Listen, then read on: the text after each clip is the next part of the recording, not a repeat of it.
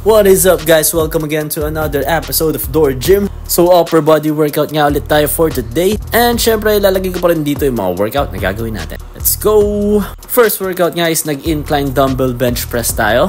At ginawa natin yan for 10 reps and 3 sets. So dito nga tinasan ulit natin yung angle ng ating foldable bench para bukod sa chest mas ma-activate din natin yung shoulder natin.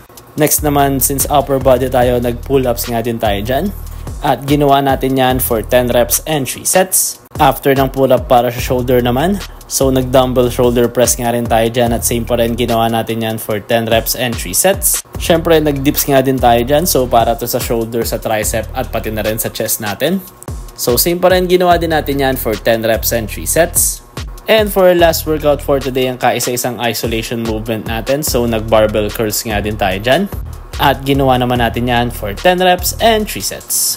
And dyan na nga yung mga workout natin for today. At syempre kung kailangan nyo pa rin ng mga gym equipments para sa mga home gym nyo, check nyo lang yung TikTok shop ko. Or kung mga workout naman, check nyo lang yung bio ko. Follow for more. Bye-bye!